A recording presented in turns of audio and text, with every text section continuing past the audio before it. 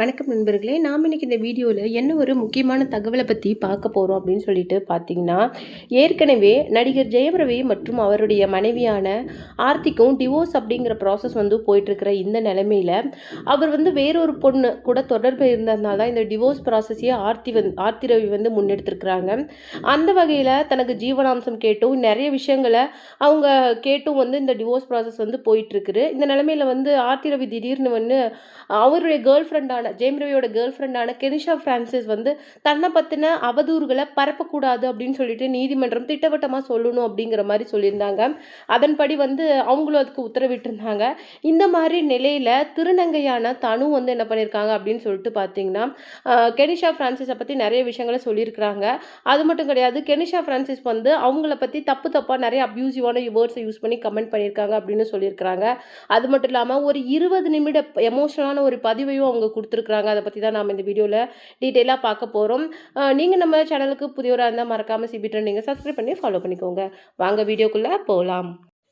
ஜெயம் ரவி திடீர்னு தன்னுடைய மனைவியான ஆர்த்தி ரவியை டிவோர்ஸ் பண்ண போகிறாங்க அப்படின்னு சொன்னதும் அது மட்டும் கிடையாது. அதுக்கப்புறமேலு தன்னுடைய பெயரை மாற்றிக்கிட்டது மட்டும் ரவி மோகன் அப்படின்னு சொல்லிட்டு மாற்றுறது மட்டும் கிடையாது.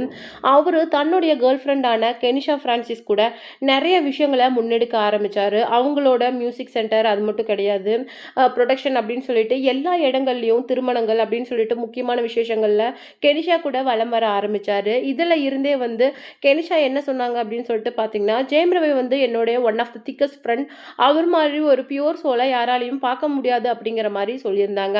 அந்த வகையில் இப்போது கேரளாவில் ரீசெண்டாக 2 பேரும் சேர்ந்து ரொம்ப ரொமான்டிக்காக ஒரு சாங் ப்ளே பண்ணதுனால அவங்கள பற்றி திருநங்கையான தனு என்ன சொல்லியிருந்தாங்க அப்படின்னு சொல்லிட்டு பார்த்தீங்கன்னா, அவங்க ஆரம்பத்தில் இருந்தே ஒரு குடும்பத்தை உடைக்கிறது அப்படிங்கிறது ஒரு நல்ல செயல், ஒரு நல்ல பெண்ணோட செயல் அப்படிங்கிறது கிடையாது. கண்டிப்பாக இது மிகப்பெரிய தவறு.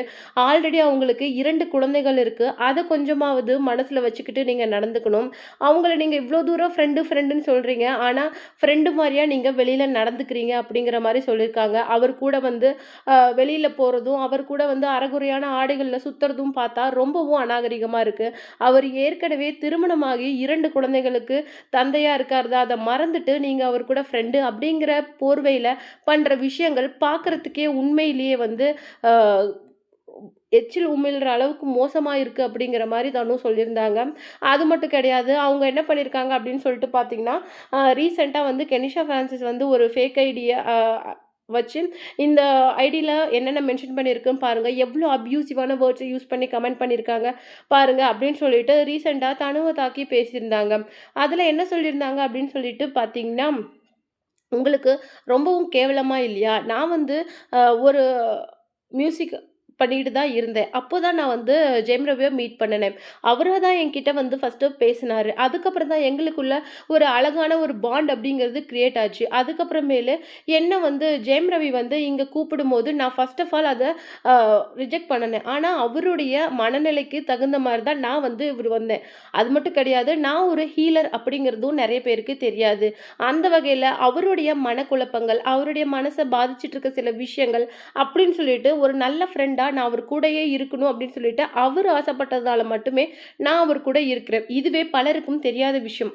ஃபர்ஸ்ட் ஆஃப் ஆல் ஒரு விஷயத்த தெரியாத பேசுறத கொஞ்சம் நிறுத்துங்க. இதுக்கு முன்னாடியே அவருடைய முன்னாள் மனைவியான ஆர்த்தி ரவி என்ன சொல்லியிருந்தாங்க அப்படின்னு சொல்லிட்டு பார்த்தீங்கன்னா, என்னை பற்றி தேவையில்லாத வார்த்தைகளை யூஸ் பண்ணி நிறைய பேசியிருந்தாங்க. நான் அதுக்குமே என்ன சொல்லியிருந்தேன் அப்படின்னு சொல்லிட்டு பார்த்தீங்கன்னா, உங்களுக்கு ஏதாவது ஒரு பிரச்சனை அப்படின்னு சொல்லிட்டு இருந்தால் தயவுசெய்து என்னை நேருக்கு நேராக ஃபேஸ் பண்ணி பேசுங்க. இப்படி பின்புறமாக போய் பேசுறது ரொம்பவும் அசிங்கமாக இருக்குது.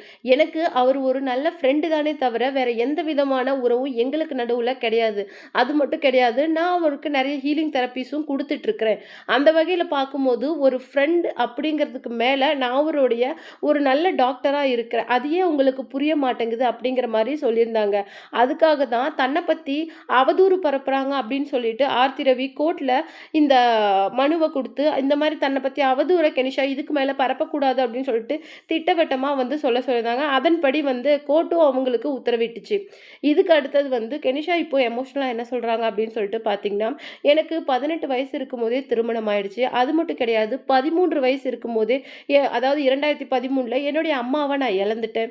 என்னுடைய 18 வயசுல திருமணமான அப்போ வந்து நான் வந்து 4 மாத குழந்தையோட என்னுடைய வயித்துல இருந்தப்போ அந்த அந்த அரக்கன் அப்படின்னு சொல்லப்படுற என்னுடைய முதல் கணவன் வந்து என்ன ரொம்ப மோசமா தாக்குனதுனால அந்த குழந்தை அப்படிங்கிறது கருவிலேயே கலைஞ்சு போச்சு. இந்த மாதிரி ஒரு சின்ன வயசுலயே அதாவது இழக்கக்கூடாத எல்லாத்துலயும் என்னுடைய வாழ்க்கையில இழந்தப்புறம் நான் எப்படி ஒரு குடும்பத்தை கெடுப்பேன் அப்படின்னு சொல்லிட்டு நீங்க சொல்றீங்க. இதெல்லாம் எனக்கு பார்த்தா இந்த வேடிக்கையை பார்த்தா என்னால சிரிக்கிறதா இல்ல அலறதா அப்படின்னு கூட சொல்ல முடியல. ஆல்ரெடி விஜய் சாரே ஏகப்பட்ட ப்ராப்ளங்கள ஃபேஸ் பண்ணி இன்னைக்கு தமிழகத்தோட சிஎம் ஆயிருக்காங்க. அதை விட இந்த பிரச்சனை அப்படிங்கிறது ஒன்றும் பெருசு இல்ல. அவ்வளோ பெரிய ப்ராப்ளம்ஸை ஃபேஸ் பண்ணின மனுஷனே இன்னைக்கு தைரியமா இருக்கும்போது என்ன இந்த மாதிரி வார்த்தைகளோ இல்ல வேற எந்த விஷயங்களோ எதுவும் பண்ணிடாது. ஆனா ஒருத்தரை பத்தி தப்பா பேசுறதுக்கு என்னை பத்தி தப்பா பேசுறதுக்கு உங்களுக்கு எந்த விதமான உரிமையும் இல்லை அப்படிங்கிற மாதிரி சொல்லியிருக்காங்க. அதுக்கு ரீசெண்டாக தானும் என்ன சொல்லியிருக்காங்க அப்படின்னு சொல்லிட்டு பார்த்தீங்கன்னா, என்னுடைய இன்ஸ்டாகிராம் ஐடி ஹேக் பண்ணப்பட்டுச்சு. அது மட்டும் இல்லாமல் உன்னை பற்றி தவறான வார்த்தைகளை யூஸ் பண்ணி பேசணுங்கிற அவசியம் எனக்கு கிடையாது.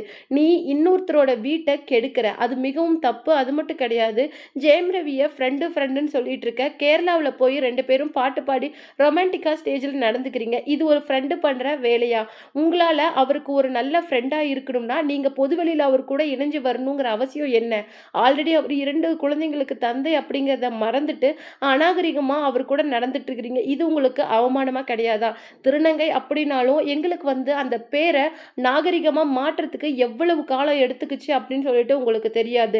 நாங்கள் ரொம்ப கஷ்டப்பட்டு தான் இன்னைக்கு வந்தோம். உங்களை மாதிரி ஒரு செலிபிரிட்டியோட ஹெல்ப் மூலமாக லைஃப்பில் ஒரே டாப்புக்கு வரல. கஷ்டப்பட்டு வந்தோம். இன்னைக்கு நிறைய முக்கியமான இடங்கள்ல நாங்கள் கஷ்டப்பட்டு இதில் நுழைஞ்சு ஒரு மரியாதை, அதாவது அக்கான்னு இப்போ எங்களை கூப்பிட வைக்கிற அளவுக்கு நாங்கள் வளர்ந்துருக்குறோம். இதுக்கு எல்லாருக்குமே நாங்கள் ஃபைட் பண்ணி வந்தோம். உங்களை மாதிரி வேற ஒருத்தரோட ஹெல்ப் மூலமாகவோ அப்லிஃப்ட் ஆகி லைஃப்பில் நாங்கள் சல்லுன்னு மேலே வரல அப்படிங்கிற மாதிரி சொல்லியிருக்காங்க.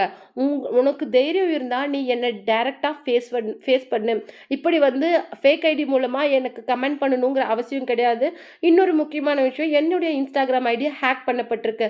அதுலேருந்து ஏதாவது மெசேஜ் வந்தால் அதுக்கு நான் பொறுப்பு கிடையாது அப்படிங்கிற மாதிரியும் சொல்லியிருக்கிறாங்க. கெனிஷா ஃப்ரான்சிஸ், நான் சும்மா இருக்க போகிறதில்ல. இந்த மாதிரி என்னை பற்றி தவறாக பேசுகிறவங்களுடைய இன்ஸ்டாகிராம் ஐடியோ இல்லை எல்லாத்தையுமே நான் நோட் பண்ணிக்கிட்டு தான் இருக்கிறேன். கூடிய சீக்கிரமே இதை சைபர் கிரைமுக்கு ஹேண்ட் ஓவர் பண்ணி அவங்க யார் அப்படிங்கிறத நான் கண்டுபிடிக்காமல் விட மாட்டேன். இன்னொருத்தரை பற்றி கேவலமாக பேசி உங்களுடைய முகத்தை ஈஸியாக மூடிக்கலாம் அப்படின்னு சொல்லிட்டு நினைக்காதீங்க. கண்டிப்பாக அது ஒரு நாள் வெளியில் வரும். அப்படி வரும்போது நீங்கள் ஃபைன் கட்டி ஜெயிலுக்கு போகிறது உறுதி அப்படிங்கிற மாதிரி ரொம்பவும் போல்டாக சொல்லியிருக்கிறாங்க. அது மட்டும் கிடையாது, இதை தொடர்ந்து வந்து இதை பற்றி ஜெயம் ரவி எந்த விதமான ஒரு வீடியோவோ இல்லை எந்த விஷயங்களும் இன்னும் அவர் வெளியிடாமல் இருக்கிறாரு. இதுக்கு முன்னாடி, அதாவது எலெக்ஷனுக்கு முன்னாடி அவர் சொன்ன விஷயம் என்ன அப்படின்னு சொல்லிட்டு பார்த்தீங்கன்னா, நான் அமைதியாக இருக்கணும்னு விரும்புகிறேன். அது மட்டும் கிடையாது, ஒரு பெண் அலறதுனால மட்டும் அவங்க பண்ணதெல்லாம் உண்மையாகிடாது அப்படிங்கிறதையும் அவர் சொல்லியிருந்தாரு. அவர் இன்டைரக்டாக ஆர்த்தி ரவி தான் சொல்கிறாரு அப்படிங்கிறது அப்போவே தெரிஞ்சுது. ஸோ எல்லாருமே இப்போ ஜெயம் ரவியோட அந்த ரிப்ளைக்காக தான் வெயிட் பண்ணுறாங்க.